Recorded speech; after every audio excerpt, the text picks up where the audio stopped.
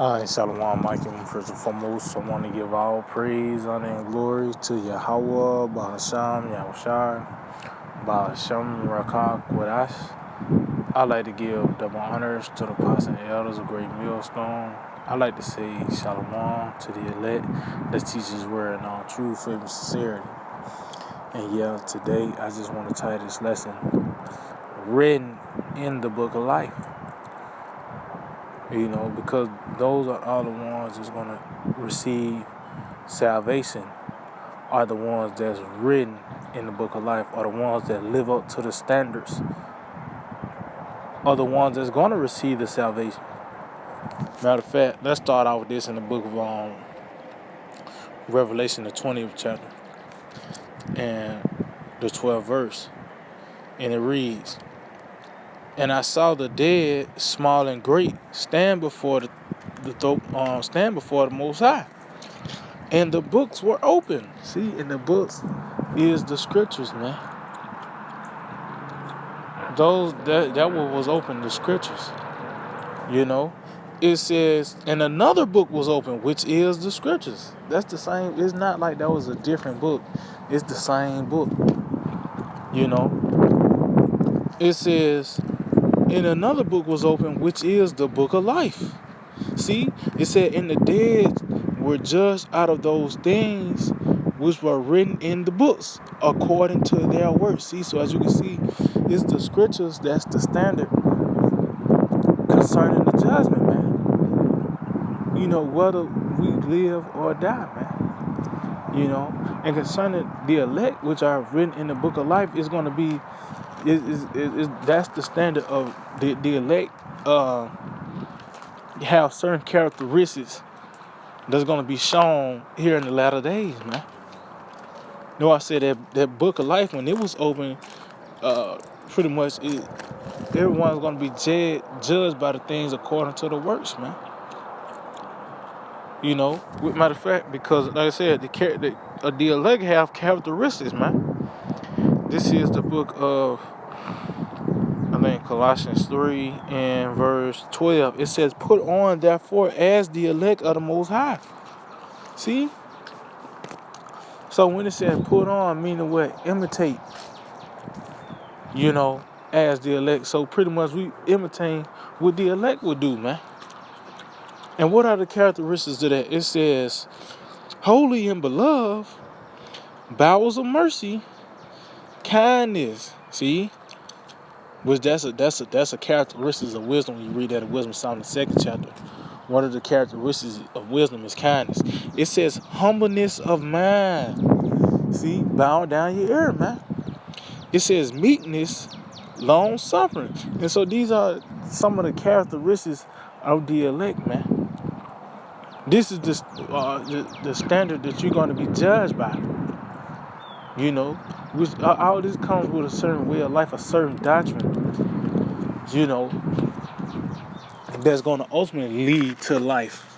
Matter of fact, let's get that in the book of Galatians, chapter 6 and verse 16. It says, "And as many as walk according to this rule," see, according to every man's works, how it's going to be judged.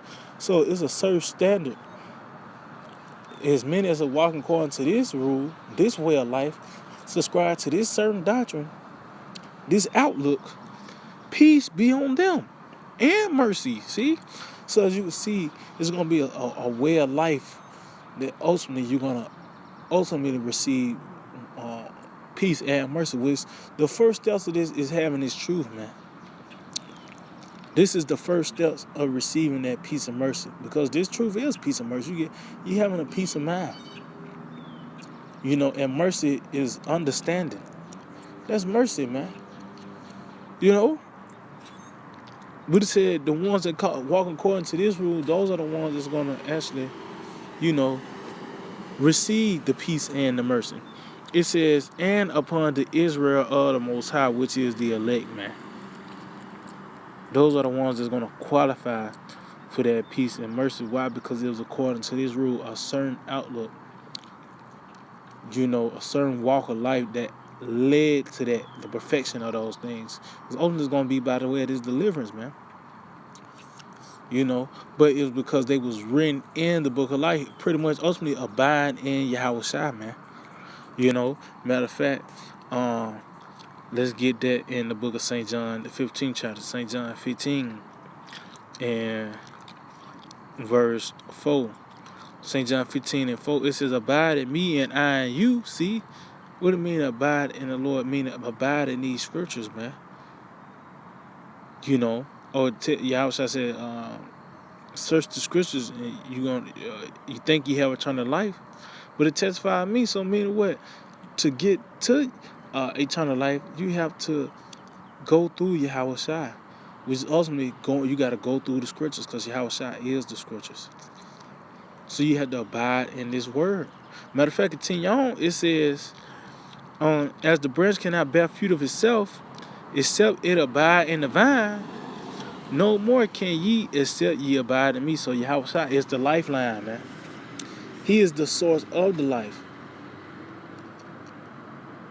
So where's the source at now in today's time? By the way of this word, this truth.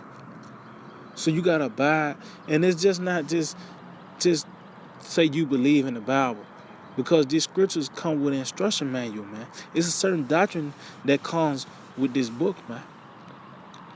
You know, it said you abide in Yahweh Shai. Not just, that's why I said if you believe on me as the scriptures have said. So let's know it's a certain doctrine that leads to life. It says, I am the vine, ye are the branches. He that abideth in me, and I in him, the same bringeth forth much fruit. For without me, ye can do nothing. See? So without Yahweh, we can't do nothing. It says, if any man abide not in me, see, he is cast forth as a branch and is withered. See? Because if you pretty much, you don't abide in Yahweh, you pretty much is dead. Because like I said, he's the lifeline. You're a wither, man. And you see these people that never was a part of the Lord. You see the process. You see the withering process now. You know, the pride is being torn in the morning. You know, and even these fallouts that was a part of this. These niggas are dead. They're finished, man. Them 7 more stronger demons have fully consumed these fallouts, man. You know, but you see the withering process. It says, and men gather them and cast them into the fire, and they be burned. See, and those are the results of not abiding in the Lord. Matter of fact, let's get this in the book of before we go back. Let's get this in Revelation 20 again. Revelation verse 20 and verse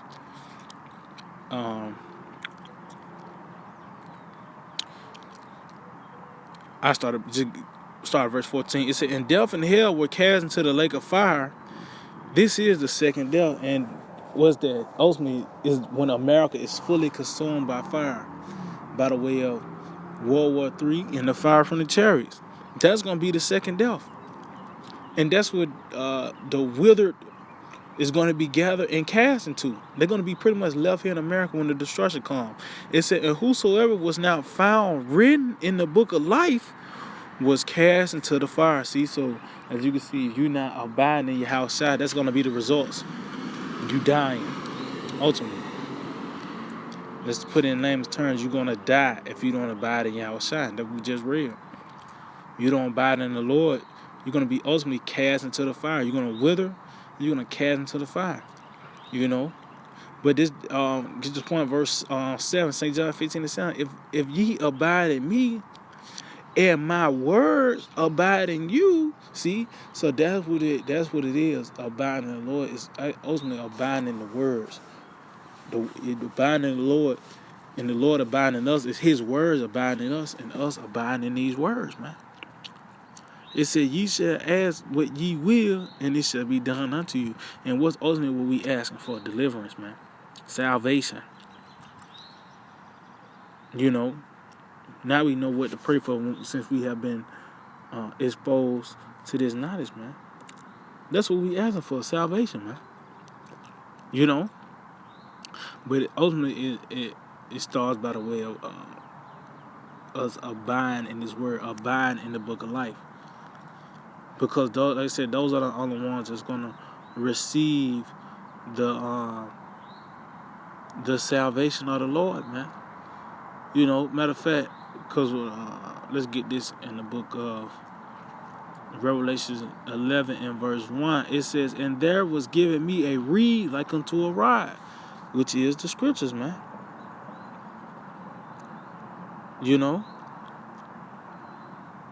that's the standard. That's what everything is being measured by. Everything is being judged based on the scriptures. It says, "And the angel stood saying, Rise and measure the temple of the Most High, and the altar, and them that worship therein." See? So the ones that's going to be measured are the ones that's within the temple. The cutoff point is the ones that's within the temple, man. Those are the ones that's being measured and is living up to the standard of the scriptures, man. Why scripture said, "Put on therefore as the elect." There's certain characteristics the elect gonna play out here in the latter days that's gonna receive the salvation, man. You know? But it said the cutoff point is the one that's gonna dwell in the temple, matter of fact. Which ultimately is this truth, man. Let's get the Psalms 66. Psalm 66 and verse, it's like Psalm 65 and verse 4. It said, "Blessed is the man whom thou choosest and causes to approach unto thee." See, so it's Yahweh Hashem outside that choose. It wasn't of our own will that we woke up and said, we're going to learn the true understanding of the Bible. No. It was Yahweh Hashem outside, man. And it says, "And causes to approach unto thee." So it was the Lord will. He the one that invited us to this, man. Oh, it says that if I stand at the door and knock, if any man open the door. Well, it wasn't of our own will to open the door. It was Yahweh Hashem outside that opened the door for us, man. I tell you, he shut a door that no man opened them. So it was the Lord that caused us to approach. He allowed us to receive this word, man. It says that he may dwell in thy courts. See? We dwelling in the courts. We abiding in Yahweh Shai. We dwelling under the shadow of the Almighty. We in the tabernacle. Under the covert. All these are similitudes for this truth, man. Pretty much being submersed and fully consumed in it, man. You know? It says that he may dwell in thy courts, and we shall be satisfied with the goodness of thy house, even of thy holy temple. See, and that lets you know that's talking about this truth, man. Because what's the goodness of the Lord's house? This knowledge, man.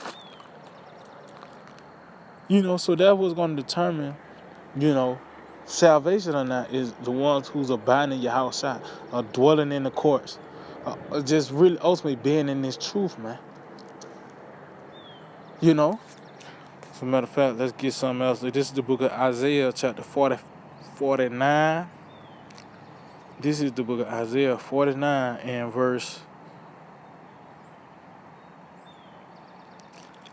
This is Isaiah 49 and verse 15. It says, "Can a woman forget her suckling child, that she not should have compassion on the son of her womb?" Yeah, because even in this modern time, you have women that actually leave their women and their children in the cars. Or it's the scripture tell you about the ostrich. She'll even stomp her eggs.